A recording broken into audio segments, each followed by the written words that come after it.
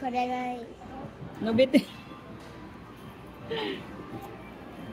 ーズなくなる。めっちゃ伸びた。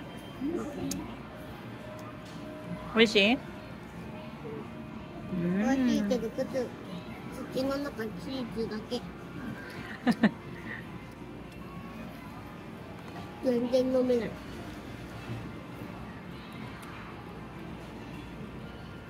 Ano ka, pagkain ko, nagsoba na lang ako. Si Rico, Loteria. Makain na siya. Nandito pala kami sa Apit ah. Bibilang ko siya ng sapatos mamaya pagkatapos namin dito.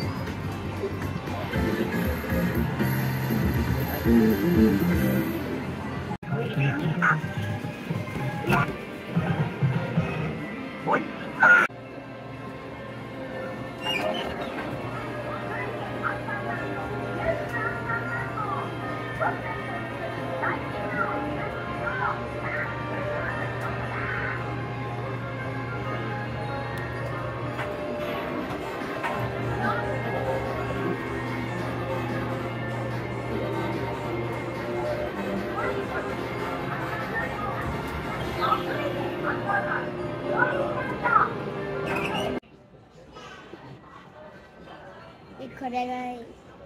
これ？かっこいいじゃん。Colorful?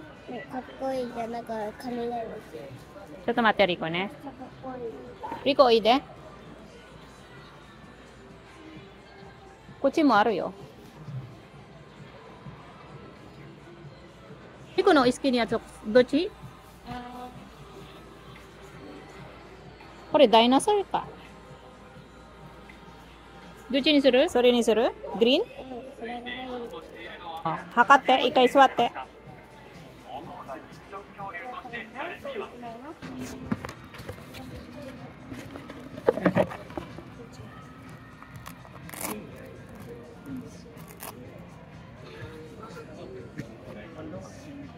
めっちゃくちゃいい。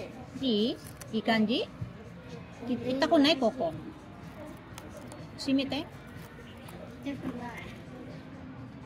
ここ